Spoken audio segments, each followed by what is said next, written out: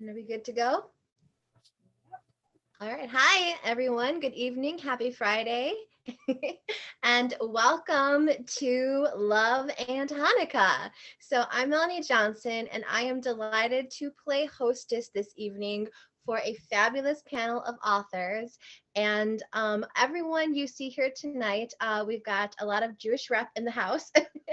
So everyone, all of these authors, we are all of Jewish background, Jewish heritage, and many of us also include this in our stories.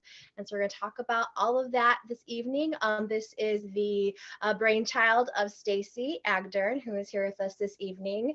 And if you have followed Love Sweet Arrow, you might have watched a few of Stacy's other fabulous events, starting back last year with the launch of her Friendship and Festival series, and the first book was Miracles and Menorahs. So we're going to get started, and I want to introduce each of our authors, and I'm going to start with Stacy, and I will let Stacy introduce herself.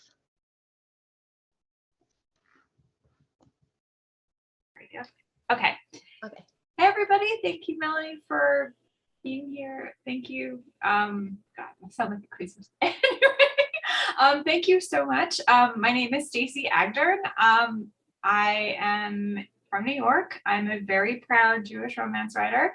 My most recent book, Love and Latkes, came out October 12th from Thule Publishing. It's the third and for now the last in my Friendships and Festivals series. Miracles and Menorahs, as Melanie was saying, came out in October of 2020. The second book, History of Us, came out in June of 2021, and here we are in October, a year later, having had all three releases. And I just wanted to already say thank November. Yeah, my God. We're already in November, which is a scary thought at this point. And I'm just really, really excited to be here tonight with everybody celebrating Hanukkah. So. Yeah, and Hanukkah is early this year. It's not as early as it can be, but it is fairly early. And so we'll talk more about that as well. It just makes everything seem to happen faster when Hanukkah's early. I don't know. It just feels like it's just shoom. So if you're joining us this evening, I want to take a quick moment to let you know that you are welcome to drop questions for any of the authors in the chat when I ask questions and ask for suggestions of romance recommendations. Please include your recommendations in the chat as well, and we'll get to all that. So another fabulous author who I have the pleasure of knowing because we debuted in the same year in 2019, she's a debut sister with me, is Felicia Grossman. Hello, Felicia. How are you doing? I'm here with you guys on a Friday night, so it's not too bad. Hi. And yes, Melanie and I debuted together. We hung out like at the last live author conference that I went to. She let me force her to go to Bergdorf so I could like pet dresses that I couldn't afford. And yeah, I'm Felicia Grossman. I write historical romance, mostly with Jewish characters. I have a series that's American set with Karina, and I have a series that's going to be Regency set coming. The first one comes out in the spring of 2014 with Forever. They're fairy tales with. I'm just going to pause for a second. You said 2014. 2014, 2023. I wanted to be 2014. I mean, like 30. A little time travel wouldn't hurt right now, but I don't know if I want to relive the past couple of years. So I'm so excited for the announcement of your new series. It sounds fabulous. So you said spring 2023. 2023. Okay. Can you give us a little teaser about it? Sure. First book is A Groom by Midnight, and it is a Cinderella retelling. Yes, with between a poor synagogue custodian and a very wealthy sureties heiress who is in search of a husband and is holding a series of festivals. I love it. It's going to be so good. So exciting. So I'm really excited for you. That's fantastic. Next up, we have Katie Casey. And Katie, tell us a little bit more about yourself. Sure. Hi, all. I'm really excited to be here with you. For a couple of you, I think I've only spoken to electronically, so it's really wonderful to like see you in as much person as we can get before real conferences come back. So my name is Katie Casey. I am a let me remember all my adjectives. Queer Jewish baseball romance novelist. I think I got all of them.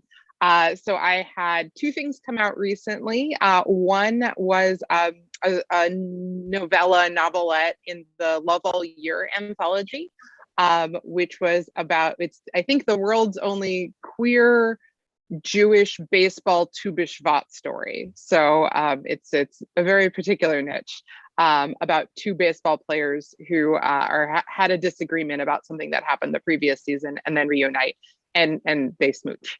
And then the other thing I had come out was Stacy and I were book birthday twins this year. And we're almost like Hebrew birthday twins as well, because our Hebrew birthdays, I know, are very close together. But the book I had come out through Karina is called Unwritten Rules, which is about a Jewish baseball catcher named Zach Glasser, who reunites with his ex-teammate, who is also his ex-boyfriend. And I'm just super excited to talk Jewish romance with y'all. That's fabulous. I love that there's so many, you don't really see, we're finally starting to see more Jewish rep and romance, but Jewish sports rep, definitely not something we're seeing a lot of. And so that's fantastic that you're kind of, really getting it out there, and that's great. And then and the anthology, can you say the name of it again? Because I can picture the cover in my head, but. Sure. Well, first, I would also give a shout out to Allison Parr, who also writes Jewish sports romance, also through Karina, and it's football romance. It's terrific. The Love All Year anthology, yes. It's the second one. So Felicia and Stacy had stories in the first, and I believe were involved in the selection for the second. And I have a story in there, and then another Jewish author, Elsie Marone, also has a Rosh Hashanah romance, or Rosh Hashanah and Yom Kippur romance in there.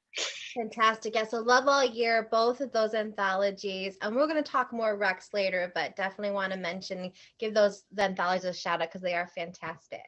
And finally, we also have with us Alana Martin. Hello.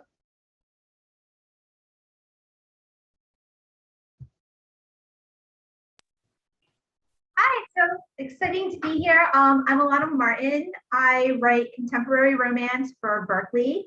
And my series that came out this year is called Hearts of Alaska. And the first two books in the series came out this spring. Heart and Unleash in April and Pause and Prejudice in June. And they both featured interfaith romances between Jewish heroes and non-Jewish heroines, because that's kind of the flip side of my background, is that my mother was Jewish and my father was not. So I like writing interfaith kind of romances.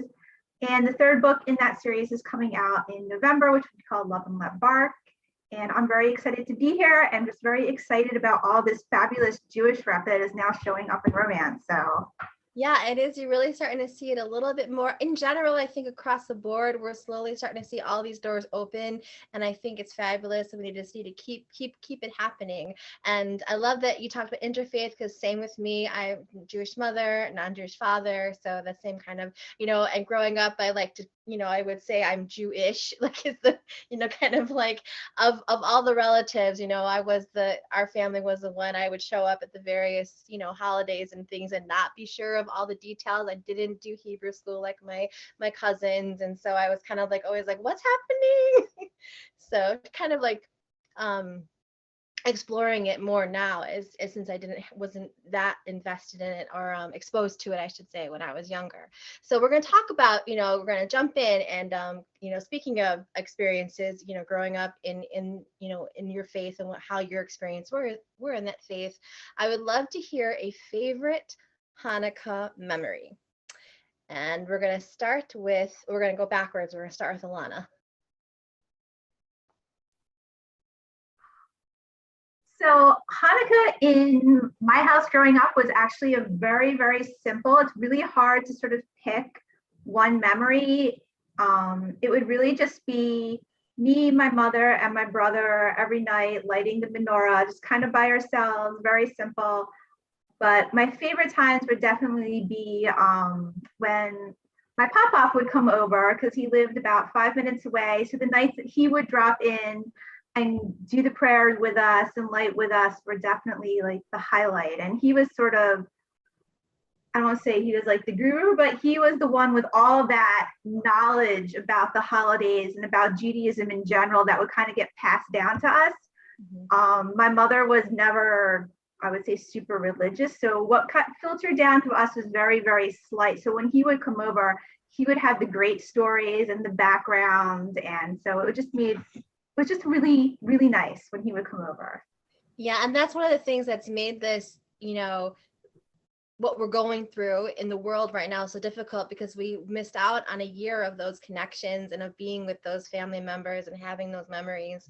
So that's fantastic that you have those memories. Katie, how about you? Do you have a favorite Hanukkah memory? Sure. Yeah. So I am in an interfaith relationship. So I'm Jewish. My partner is not, and we were up at my in-laws for Christmas, and my mother-in-law is a fantastic cook. I really enjoy like cooking with her. We go up and just like, she cooks for several days and then I eat for several days, and it's great. Yeah. And she has like a very, how do I put this, like Jewish approach to portion size. She's like, oh, you only had fourths. Did you not like it? So I'm up there and she's like, what do you do for Hanukkah? And she's from rural upstate New York. Like, I'm maybe the first or second Jewish person she's ever met before she met my family. And I was like, well, we make latkes. And she's like, we could make some latkes. So we, go through all the stuff, peel massive amounts of potatoes, press all the water out of them, get it ready to fry. And she's like, well, what do you fry it in? And I was like, well, usually oil. And she's like, well, I have this bacon grease. So it was just fine, because she had cooked her approach to portion size is more. So like, she had cooked a bunch of bacon for breakfast. So I was like, we can fry bacon grease. That's cool. Because I eat pork, and if my parents are watching this, I told you not to. So we fry in bacon grease and we're eating, and she's like, these are delicious. She's like, these are basically hash browns. I'm like, yeah, kind of. And she didn't like the applesauce, but was a sour cream person. And so I was like, yeah, these are really great. It's too bad they're not kosher.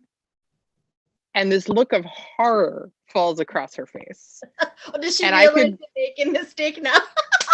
She realized that every single time I have been there and eaten pork, she was like, I'm so sorry. Like, what? Because I was like, yeah, Jews don't really eat pork, blah, blah, blah. And she just like clearly had like these flashbacks. I'm like, it's okay. It's delicious. It was kind of a pity that like, this is not a thing more generally, but I would recommend if people are observish like me, latkes and bacon grease is a good time.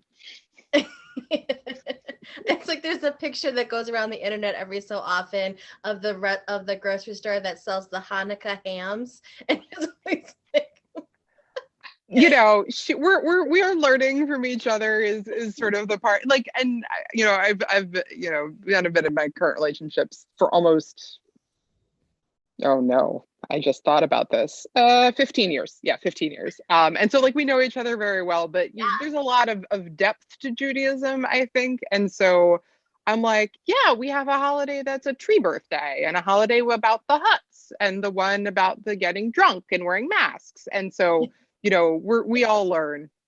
But yeah. Yeah, but I think that one that counts as yes. The bacon fried latkes is a good one.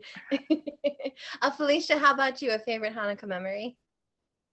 So when I was growing up, I lived physically closest to my mom's side of the family in like the South Jersey, South Philly area, and my mom is one of four.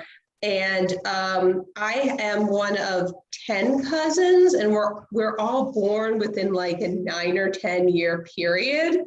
So it was a lot, and we like to say like, so my Father's side of the family is sort of the fancier Jews. We are the not fancy, sort of far Eastern Russia, kind of those sorts of, and with the small businesses, that kind of thing. So Hanukkah would be like crazy. It would be all zillion kids, all the aunts and uncles, my grandparents, my great grandfather, my great aunts and uncles who didn't have grandchildren our age. And it would be, and my aunt and uncle who rescue a lot of animals there. They would, even if it was our house, they would be schlepping those like large dogs with all kinds of issues, just everywhere. Eventually, and we used to get like a ridiculous amount of gifts because of this, but eventually you had to like pick out of a hat and give only the number of gifts of kids you have.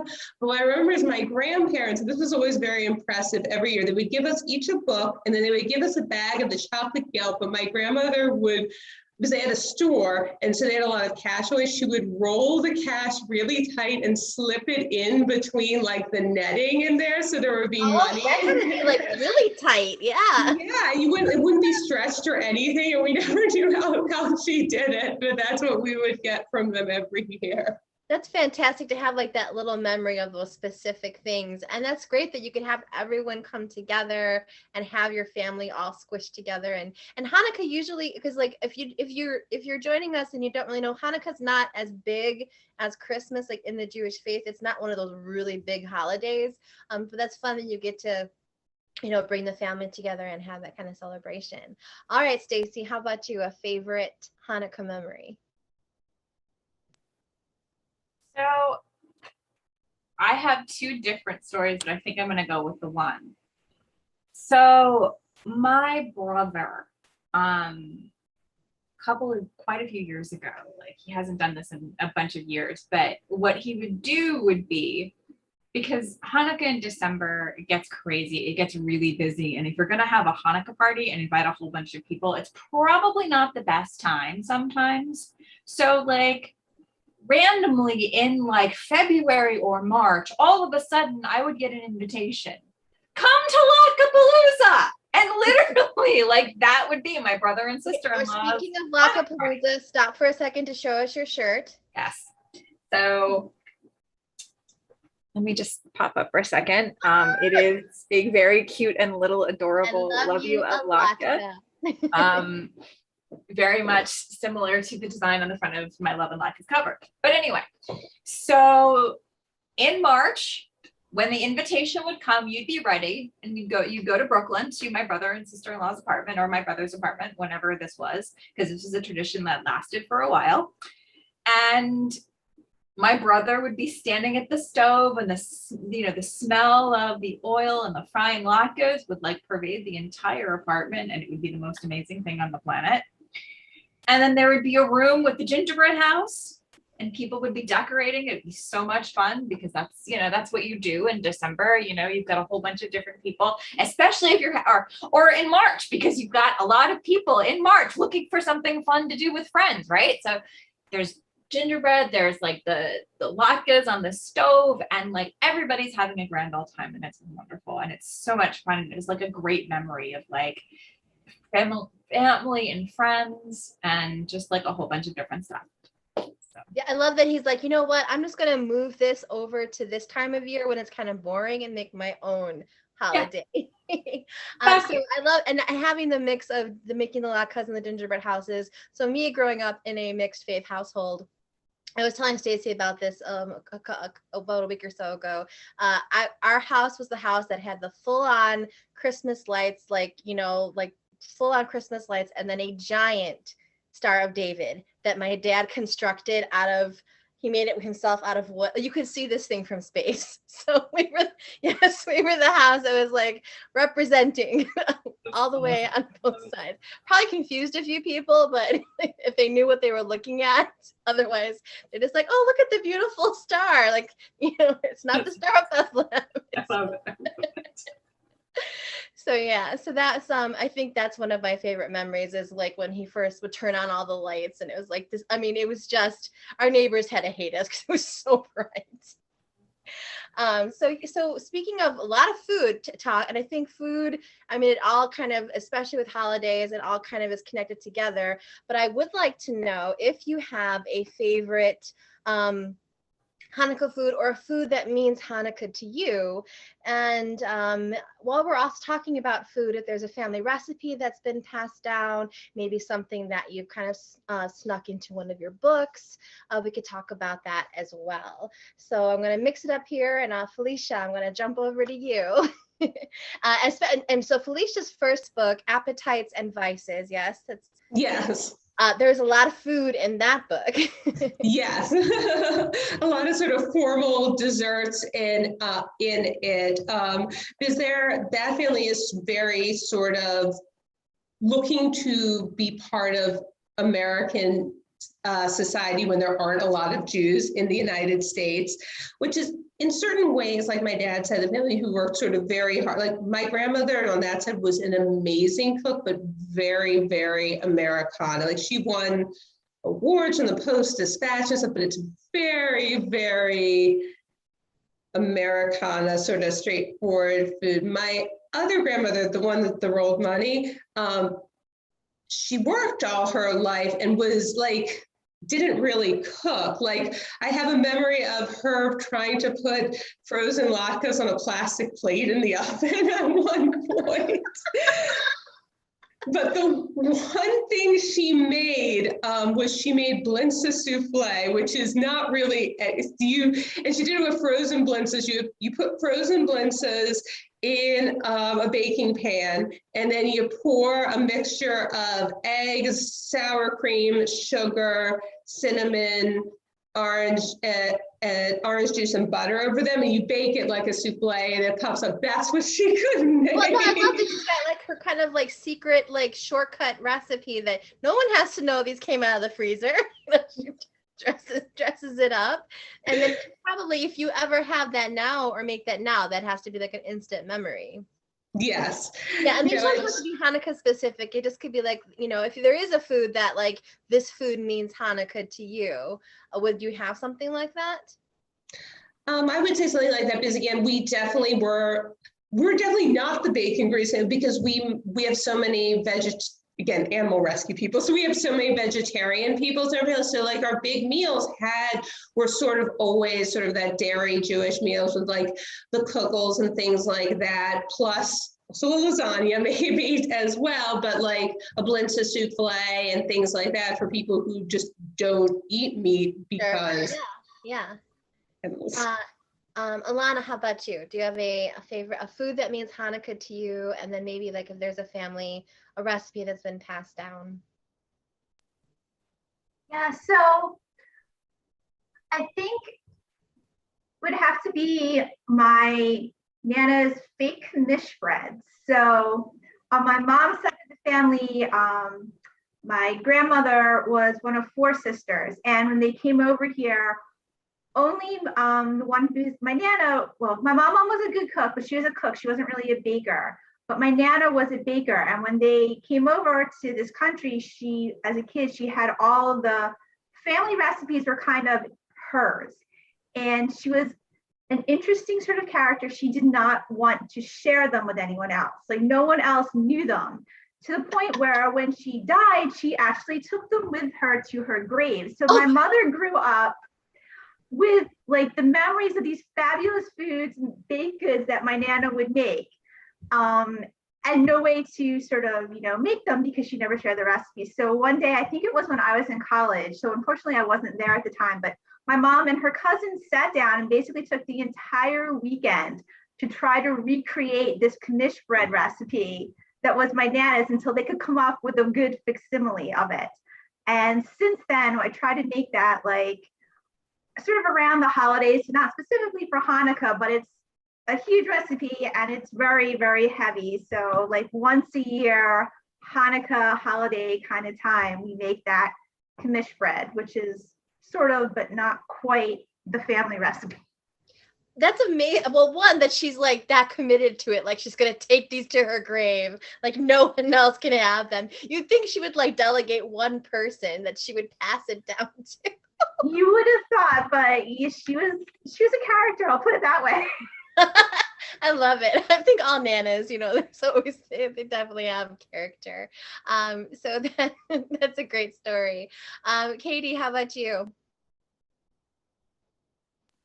So other than bacon fried latkes, I don't, other than, latkes and sufganiyot and sort of typical Hanukkah food, I don't really have like a particular Hanukkah one, but I do have a food that shows up in my book, which is a babka, which are delicious.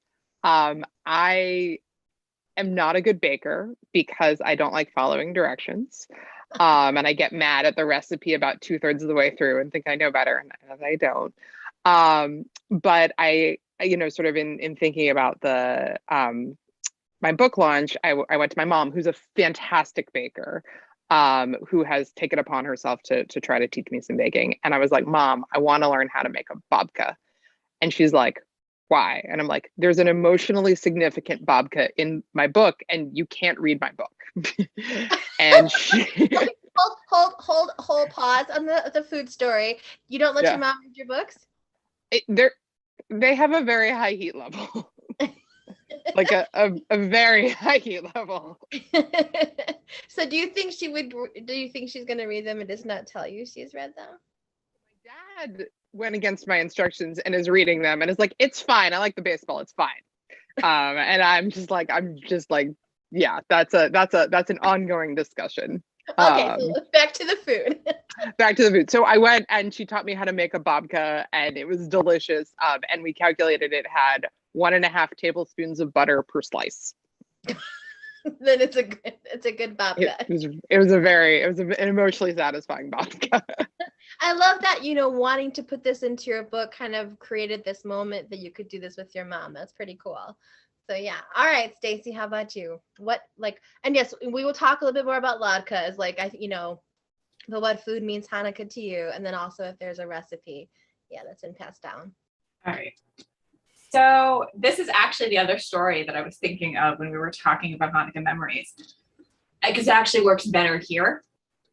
One of my best friends lives in Southern Virginia, and a couple of years ago when I was going to visit her and her sister, who is another of my closest friends, we were talking about doing stuff for Hanukkah, because they're not Jewish, but we've known each other for long enough where we've been sharing traditions back and forth for years. And so, but the thing is, for a lot of health reasons, potatoes are a no-no.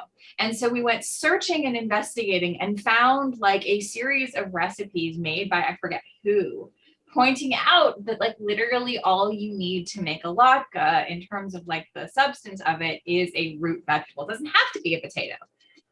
And so my friend was like, yes, we will have turnip latkes. And I was like, that sounds fantastic. And so we literally made, a couple of years ago, we made turnip latkes. Okay, Stacy, I will have to disagree. Turnip latkes do not sound fantastic. Oh.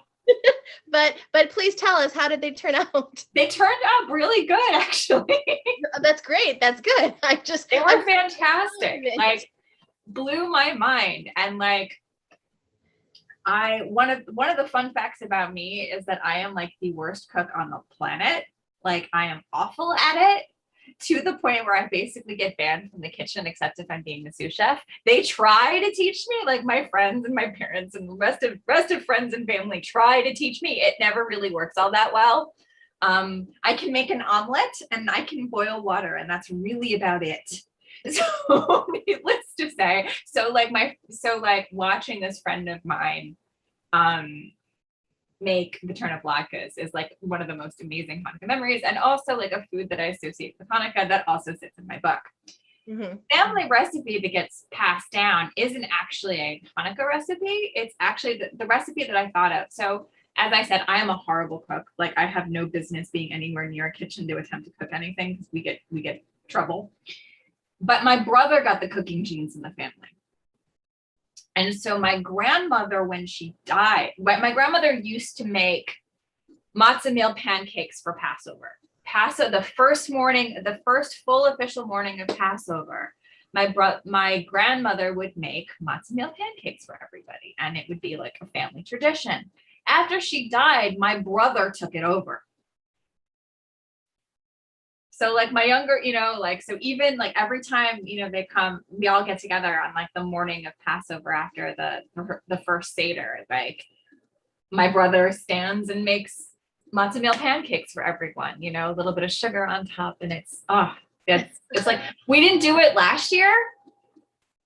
Yeah. Obviously, or the year before that, but like next year I want my pancakes.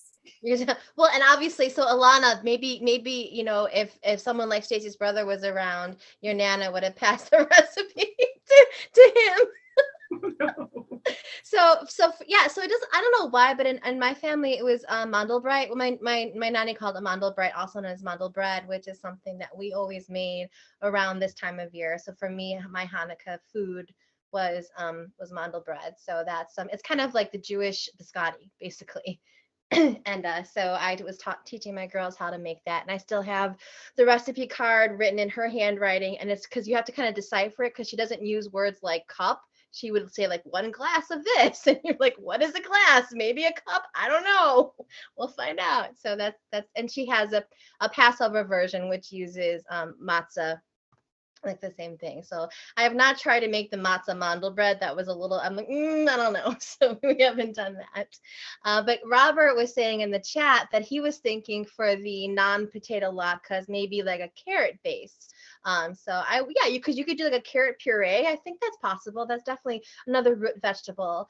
And Robert also was telling a story as when we were talking about decorations, that he has an inflatable menorah that goes out with the Christmas inflatables. I love it. I love when I see both of them together. And there's the mensch on a bench. If you've seen the big inflatable, that's kind of like the new, another holiday decoration to kind of like, so other people in the neighborhood can get involved if you're someone who likes to put the inflatables out. So if I were to put an inflatable out, it would be a baby Yoda. So while we were talking about latkes, I have to ask, applesauce, sour cream, or what? What is the preference? We'll just do it really quick. So for me, it applesauce, no sour cream. Stacy? Applesauce. It's the perfect. It's perfect. It goes with both, meat or dairy if you're kosher, and pay attention to the split between meat and dairy. It's also good for people who have dairy issues in general. Like, it's just that, like, it fits that, like, perfect, like, sweet, savory kind of combination. Stacy is very much team applesauce. Oh, I am, absolutely. To the point where my Twitter name around this time of year becomes Stacy Applesauce, because. So, and I was little, I was horrible, and I would eat them with ketchup, so. Hey. Felicia, what about you? I'm bad neither. That's your preference. If there was a debate going around, I think it was on Twitter somewhere, I saw it where they're like creamy latkes or crispy latkes. Like, I guess that's also a thing. Like, which kind of consistency do you prefer? So, I mean, if it was a really crispy one, I think it would be good just by itself. Neither. Or, by the way, what I will occasionally do? Sriracha mayo. Oh, see, there you go. Stacey's like, I might have to try this. That's close to my ketchup. I'm like, what issue? Alana, how about you? I am also team neither. So I like them plain. And I also say another vegetable, my mother does not like to eat starches. So she makes them with zucchini. And they're really, so you probably have to really but dry them out though, like really get. Yeah, you have to really kind of dry out the zucchini, and then you can pretend it's like a nice vegetable side dish, so you can feel healthy. It's healthy. I mean, yes, they're fried, but it's healthy. It's a green vegetable. And Katie. I'm team both. I like both on them. But what I really want is reading Stacy's book, Love and Latkes. I wanted brisket on latkes. Like, that book made me want to put brisket on latkes with applesauce and maybe some sour cream. It is the best and the worst when you're reading a book that has a great food description in it and you're like, okay, I have to have this thing now. And, there is something, I forget the name of it. I think it's like something different or something else on the juniors menu. And I have actually eaten this.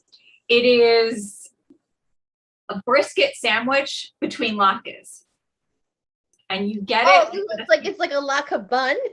Exactly. Latkes take the place of the bread. So it's like these huge latkes, like huge, like plate size latkes with brisket in the middle and then another latke on the top. And then you have, and it comes with a side of applesauce because of course. So Elizabeth is in the chat and she's like, I already had dinner, but now I want to eat more. Yeah. So yeah, I mean, it's, what did you expect? We're going to talk a lot about food, but we're going to move from food now to move into, because, traditions and family celebrations aren't just about the food. It's an important part, but it's not the only thing. So I wanted to ask if there were any unique, special traditions within your family for Hanukkah, for this time of year, something that, and we talked a little bit about this already, but if you can think of anything else specifically that, your family did that was memorable as part of this holiday and celebrating this holiday. Stacy, do you have anything specific? Or unique or weird, quirky to your family? I'm just trying to think. I mean, my family is just fun and wild and likes to sing a lot. So just likes to sing a lot. Okay. I mean, like that's a Passover thing. That's definitely a Passover thing. I'm trying to think like other family traditions for Hanukkah. And the other thing you can do if you can't think of something, if maybe last year how you celebrated differently, like what you did to kind of like, all right, we can't do the usual, so we're going to do this instead. So you can share that too. I think, so my mother's birthday is on December 23rd. My grandparents' anniversary, may they rest, of their blessed memory, was December 25th. And my uncle's birthday, he of blessed memory too, was also December 25th. So years and years ago, we started a tradition of having a festive meal of Chinese food on that day to sell in my mother's in honor of my mother's you birthday. Leaned heavily into what they say is Jewish Christmas. You just kind of leaned right into it. Well, because that's what my grandparents wanted, like they were like, so what do you want to do for your anniversary? Let's get Chinese food. Let's get everybody together. So that's what we did. And that became our tradition because of it. But I mean, as a kid, Hanukkah was special, gifts every night, one present each night, some of them were bigger than others, but, we always had one. And then the latkes in school, so. Okay, yeah. So if anyone else has something that they immediately can think of, they want to share or talk about, Felicia, do you have a memory or a tradition, or how did you celebrate last year? Take a pick. Well, I would say my family, generally growing up, and this is actually both sides, we celebrated Hanukkah. We did our family Hanukkah party on Christmas because that's when everybody could have off. That makes sense, yeah. And if you work, if you have a bar or a restaurant or a news store, things that my relatives mostly, that's what we mostly did, and most of my aunts and uncles and grandparents did, that was when you could close. So it was on Christmas, even though it was Hanukkah, no matter what the calendar actually said. I mean, it's true. I mean, and I think businesses and companies are starting to be more aware of various holidays and giving time off for that. But it's a very good point. You kind of, make it work when the rest of the world was. So you kind of slide it in. Alana, how about you? Again, kind of same as Felicia. We had growing up in interfaith house, so Christmas was my dad's holiday, but my dad's side of the family didn't live nearby. But we would try, because my mom would want to have a Christmas dinner for him. So we would have Christmas dinner, but it would be Jewish Christmas dinner because everyone who lived nearby, which is my Jewish side of the family, would come over. And there would be like turkey and stuffing and cranberry sauce, but also kugel and challah and latkes and all the good Jewish food. And then we would all exchange Hanukkah presents on Christmas. And so Jewish Christmas. There you go. I mean, yeah, I really think like, yeah, I think that is, you know, again, you have those interfaith families and all of it coming together. It works. Katie? I don't know if it counts as tradition, but my family seems to set themselves on fire using candles like an above average amount. So like it's happened more than once. Like once is an accident. So, you know, sometimes somebody gets a little singed and you grab some water and you chuck it at them and it's all fine. It becomes a tradition, right? Yeah. So once was during a Seder, there was like, I don't know, 20 people in a space that could comfortably hold about 12, and someone was going by the candles and managed to set the back of their shirt on fire. But it's happened subsequently.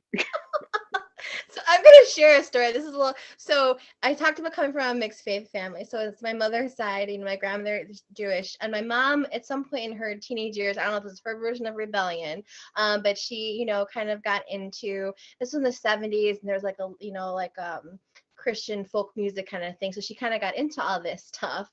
And then so she had made a Precious Moments like nativity scene, and so we had this sitting on our piano at our house, and when my grandmother would come over, she would like stay for like 2 weeks during the holidays, like around Hanukkah through Christmas, and every year that little Precious Moment ceramic baby Jesus would disappear. Like she my grandmother would just be like, oops.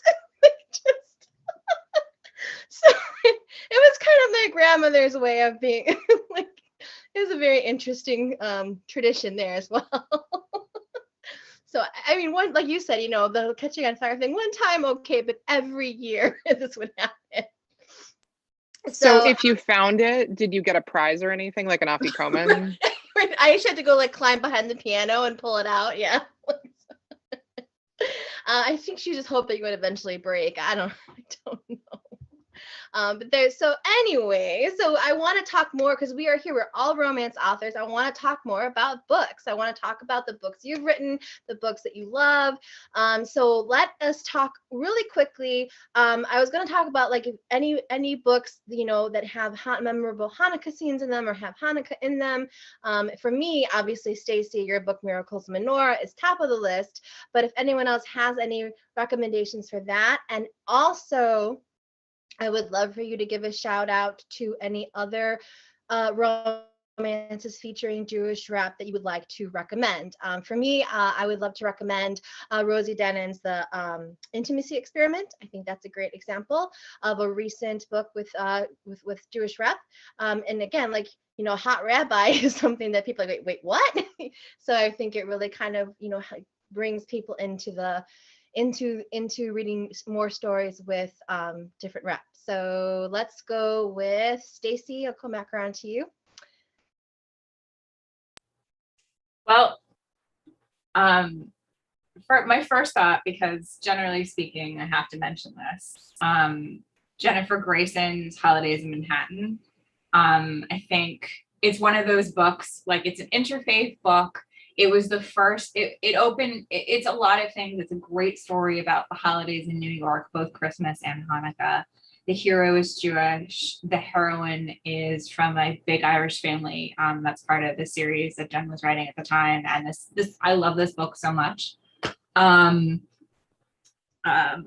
other thought is, we were talking about Alison Parr. I kind of want to talk about her book as Hannah Reynolds called The Summer of Lost Letters, which sort of, you know, took my heart and squeezed it.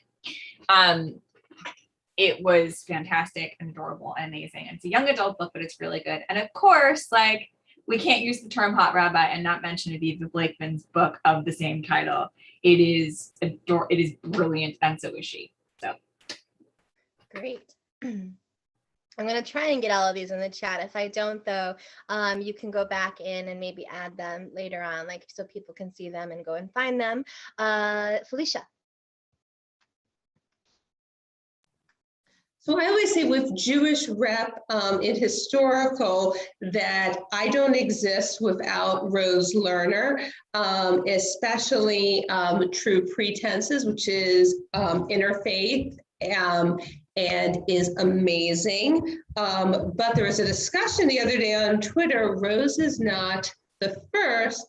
Nita Abrams did a series in the early 2000s of historicals with Jewish protagonists for Kensington's Zebra Line, and we are all standing on her shoulders as well.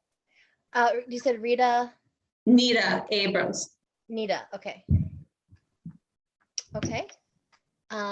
And then can you think of any books that you've enjoyed that have, like Hanukkah scenes in it or Hanukkah stories within the romance? So Stacy will tell you is A Candle for Nick the first. A Candle for Nick, which is Harlequin, it's 90s, is it's the real old school first, and it is Hanukkah. Perfect, thank you. Alana, how about you?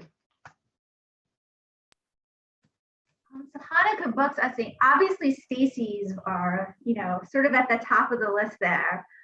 And I think Stacy already mentioned Jennifer Grayson's Holidays in Manhattan, but I think I found that book because of Stacy. And I think it was the first Hanukkah romance that I remember reading. And so it kind of holds a special place in my heart for that. Other books, I would say I would recommend anything by Rachel Lynn Solomon. I love her books, both her adult rom-coms and her YA, and she writes great Jewish main characters.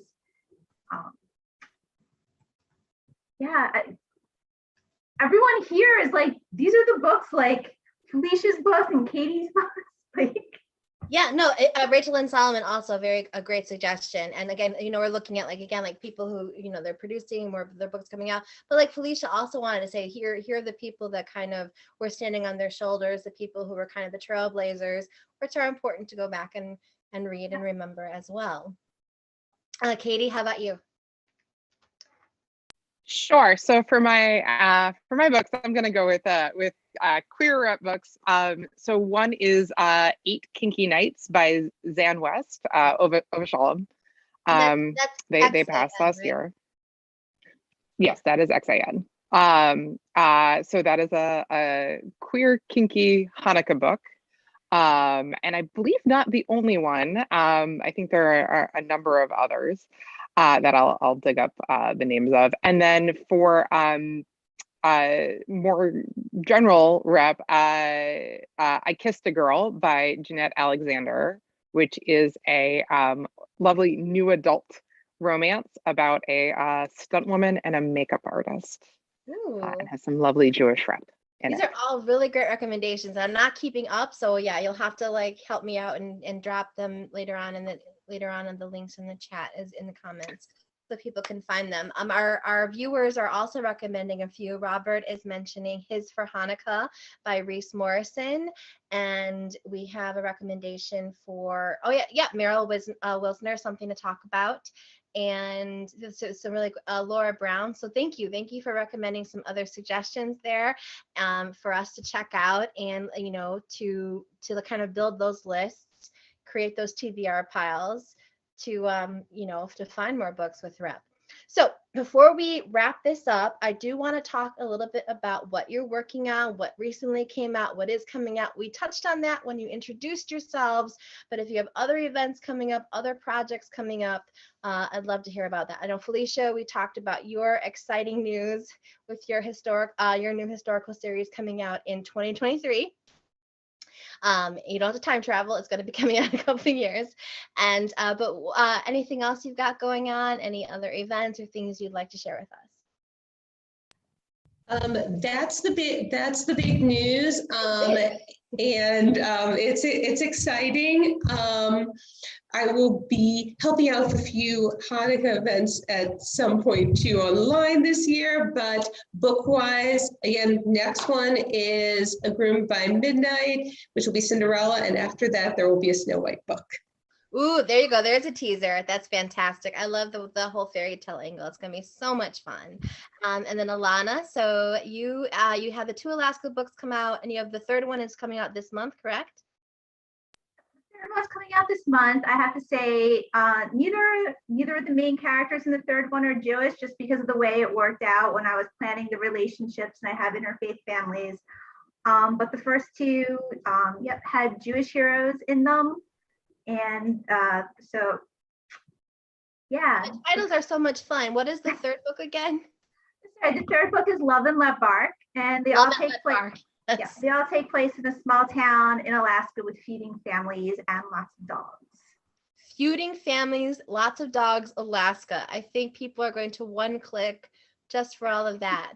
So after this, do you have anything else kind of coming up? Things like that are cooking? Some stuff in the works, but nothing that I can talk about. I totally understand. I know publishing is so it's like you got to be quiet, and then guess what? Katie, how about you? So you and Stacy shared a book birthday. So tell us once more the title of that book. Sure. That book is Unwritten Rules, and it came out October 12th through Karina. I have other queer baseball books coming out. I had a novella come out last Friday, I think. No Jewish rep in that one. Called Dirty Slide. There's no Jewish rep. It's called Dirty Slide. Dirty Slide. Okay.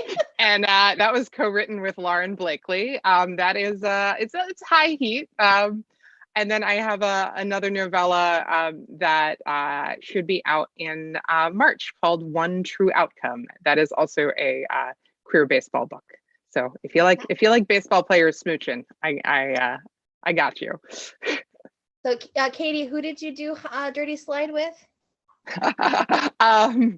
Lauren Blakely. Okay. Lauren.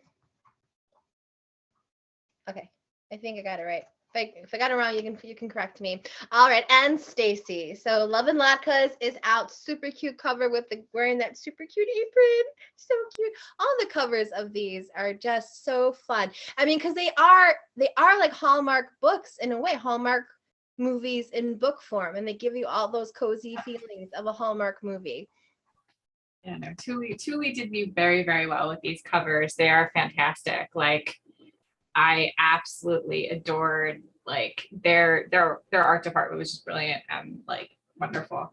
This came out on October 12th, as you said. I am currently hopefully working on the Between the Books short called What Happens at Comic-Con that takes place in between History of Us and Love and Latkes. And if you sign up for my newsletter using the MailChimp link, you will get Good Friends and Good Books, which is the Between the Books short that takes place in between Miracles and Menorahs and History of Us, that is set at a Galentine's event at a bookstore in Hollowville. Oh, that sounds like so much fun. So like this is like a little extra that you can get if you sign up for Stacy's newsletter. And it's kind of like a companion story that links Miracles and Menorahs to the second book. Exactly. History of Us. And it's around Galentine's Day? Yep, it's set around Galentine's Day. I actually originally wrote it for Nick of the Books, the Infinite Limits of Love, her Valentine's Day event. And it's about Sarah, who is the heroine of Miracles and Menorahs, trying to find the perfect Galentine's Day present for her best friend, Anna, who is the heroine of History of Us. Ooh, fun. This makes me think of a My Little Pony episode where they're all trying to find. Yeah. No, it's the best. And then this one, What Happens at Comic-Con, is kind of like is the story of the trip to New York Comic-Con by like by Batya, who is the heroine of Love and Latkes, and Anna and Jacob, and everybody else, but mostly Anna, and Jacob. For people who have read your series, it's really fun to kind of see these characters living their lives, doing other things, kind of interacting outside of the pages of that actual book. So that's always fun too. So that's, I guess, something if you sign up for Stacy's newsletter, you can get. And then you've got a couple other of these events coming up. Yes.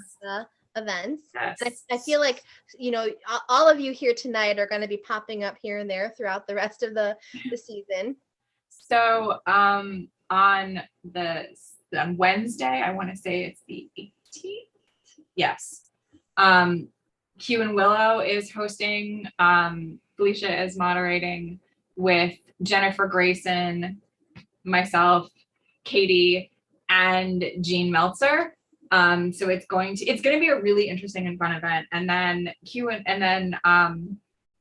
Jax Middleton and I are doing a chat for the Escondido Library, moderated by Jessica Buck, on December 3rd, which is a Friday, I think, too. And then on December 6th, Felicia is moderating Katie, Jean Meltzer, and myself at an event hosted by the Rip Bodice. So very busy. We'll be seeing a lot of your faces all over the place. So this was kind of like your warm up. This was like the pregame fun. So if you joined us this evening, you can get any of the books by the authors here tonight on the Love Sweet Arrow website. You can purchase them online or go in the store. They are open as well. And and grab their books, and that way you've got yourself some Hanukkah reading, or you've got yourself some reading, with guys in baseball kissing, if you're in Katie, or Alaska with feuding families. All of it is great. So check out the books on Love Sweet Arrow. Check out all of these authors' websites to find out more about where you can read more of their books and see what they're doing next. And this has been great. So this has been Love Sweet Arrow, and thank you everyone for joining me tonight. I hope you have a fantastic holiday season, a wonderful Hanukkah, and that next year we get to actually celebrate in person. But also, before we go, I want to be that person and give a shout out to you, Melanie, because you're amazing. You're a wonderful writer. Too Good to Be Real. And is that for the first book in your new series is fantastic, and I can't wait to get to book 2. And of course, I am reading Too Hot for the Scott, which is part of your last series, and I am like devouring it. So. So there is Jewish rep in that. Once upon a bad boy. Once upon a bad boy. Yes. I kind of wrote her after me. She comes from, kind of a mixed faith family, and her best friend Anna, who is trying to do all the things, all the kugels you can imagine for when she's getting ready for Rosh Hashanah. So I did. And I'm hoping I do have some other Jewish rep ideas that I would like to get out there. So this was kind of fun talking to everyone this evening. It's kind of getting exciting, especially because, I didn't realize there was the interfaith authors. So it was kind of fun to see that as well. Cause I always feel but I think that it's also really good to see, because everyone's experiences are different. There's no one way to experience anything, really. And, especially when you talk about Jewish faith, and it's such a, the diaspora and everyone kind of coming at it from different places and getting it to this place. So having everyone here tonight has been fantastic. Go out and find those books. And thanks, Stacy. That was very sweet. I was happy to help, happy to be here. And happy to meet everyone. Alana and Katie, the first time I got to meet you, so I'll be looking for your books later. And that's it. We're good. Hopefully no fires this year, Katie. No setting anyone on fire. All right.